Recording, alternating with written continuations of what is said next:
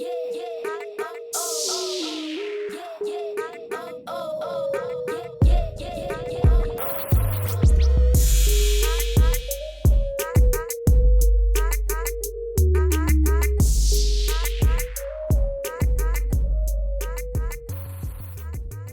vlog, what's up fam? It's the first time I'm talking to you today, I believe. I say I believe because it's been a long day already and I'm not entirely sure. But it is 1:45 p.m. I started my day off bright-eyed and bushy-tailed in the morning at 7:30. Hopped on a Crazy Sock Crew Zoom networking call with a couple friends, or a few friends obviously, and it was very good. We talked about just some updates coming to the group. We always start off by sharing one thing that we're grateful for. And then also today we talked about, or we discussed our favorite business movie. And movies like The Pursuit of Happiness, Wolf of Wall Street, Big Short, Social Network, Wall Street, The Founder, and a couple others. Boiler Room was one. All got brought up and we just kind of shared lessons that we learned from those movies, which all kind of shared the foundings or the starting of certain companies. And it was really fascinating to share our takeaways. And we sadly kind of realized that many companies that those movies are based around have bad beginnings. You know, someone stealing someone's share of the company, or pretending they have more power to the rights of their franchise than they really should, or than they really do. So it was kind of uplifting hearing everyone's positive takeaways from the movies, but then we realized quickly that all the movies were kind of sad and filled with dicks taking things from other people. Then after that though, I did a little workout and some yoga. Couldn't think of that word for some reason. But super cool though, I actually did push-ups today. I was able to do 5 push-ups, and that's not really exciting or anything to celebrate unless you know the story of myself, which is that I had a surgery on my elbow. Oh, you won't be able to see the scar, but you can tell I'm injured from my sleeve. I had a surgery on my elbow back in November, which rendered my arm literally useless, and I did therapy 2 or 3 times a week for months up until March, just to gain my mobility back in my arm, you know, the movement, the range of motion. And then in about the beginning of March, I was going to start transitioning to doing strength training to get the strength back in my arm, since my range of motion was back to about 95%. But as soon as I was really getting into the strength part of my exercises, COVID happened, and so the facilities in town here in Omaha shut down all occupational and physical therapy except for those who had had a surgery. I believe it was within the past couple months. So I was shit out of luck, and they just sent me home, and I couldn't do any more therapy in person, which was really frustrating. So over the last 3 months now, March through, it's about to be the start of August tomorrow, I guess that'd be 4 months. I can't math. But I just been working it out at home and doing some exercises with little dumbbells that I bought, and the exercise strength bands, the resistance bands that they gave me in therapy. And my arm was, it's been a long process. My arm was literally useless after the surgery. And then in March, I could move it pretty much perfectly, but still a little bit of pain. But most importantly, I had no power. I mean, I couldn't even lift I could hold a 10-pound bag, but I couldn't, lift it.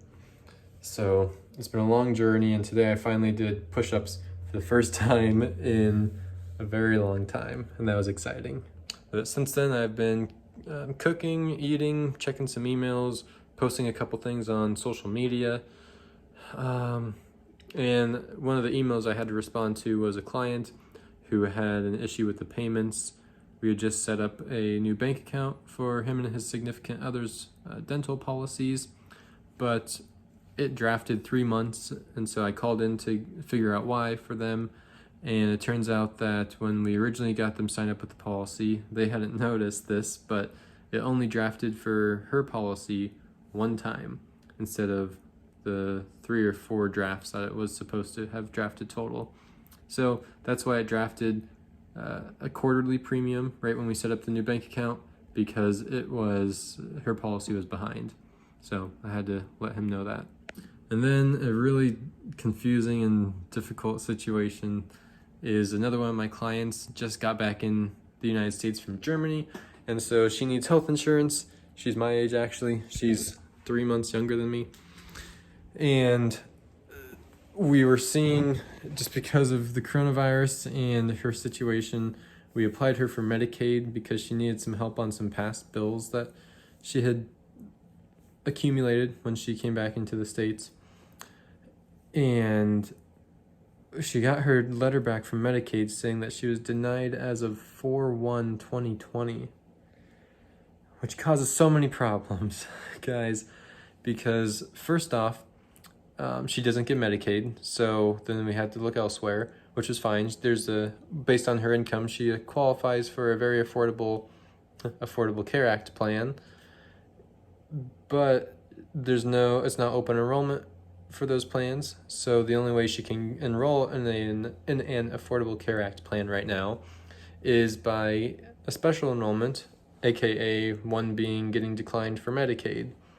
And so she was declined for Medicaid, but the letter that came back said she was declined for Medicaid as of 4/1/2020. So we're very confused. I'm very confused. I don't know why. Maybe it's because we checked that she needed help paying for medical bills from the past 3 months. So we'll see, I guess, why. She's completing a release of information form that will allow me to call into Medicaid, DHHS of Nebraska on her behalf and ask all the questions that I need to ask to figure out, okay, when we do enroll her in the ACA plan, is it going to backdate to 4/1? Can she even enroll in an ACA plan, because it's been more than 90 days since she was denied, if she was denied as of April 1st. And then we also need to figure out the effective date of the plan is the biggest thing, actually, but then we'll need to figure out if it can have a previous effective date, if it'll help pay for her medical bills that she did accumulate over the last month. So it's a very complicated case. Keep in mind, all this for $18 a month is my commission for enrolling somebody in an Affordable Care Act plan. So not very good ROI on my time. But she's a friend and she needs help. Obviously, she needs health insurance. So we're gonna try to get that sorted out here. Oh yeah, and another thing that has me even more confused about her Medicaid denial being back on 4/1/2020 is that in the top right of the form, it actually has her goddamn mom's name on the thing. It says what does it say? Case name. Mom's name. What? I'm so confused. So I got the form back, called Medicaid, found out that they had her mom and her as being in the same residence. So I just left that. I said, obviously they don't live together at that address, or live together at all, but I just didn't want to mess with anything else, because they were able to reopen the case really simply and really quickly, and then just put her denial date for Medicaid as 7/1/2020 instead of 4/1/2020. So that is within 90 days, which then gave us the opportunity to enroll her in an Affordable Care Act plan based on the special enrollment period of getting denied Medicaid. So I helped her get all enrolled and make her first payment, and she should be all good to go and set up for 8/1, which is tomorrow. So that was a very quick resolution to that weird problem, which is awesome. I snuck in a little sale last minute, right before the weekend and right before the end of the month. And with that, it's just after 4. I'm about to jump in the pool for an hour or so. So that's gonna be the last you hear from me today, and then I'll be heading to my girlfriend's apartment for the night after the pool. So thanks guys for watching this video, and see ya on Monday.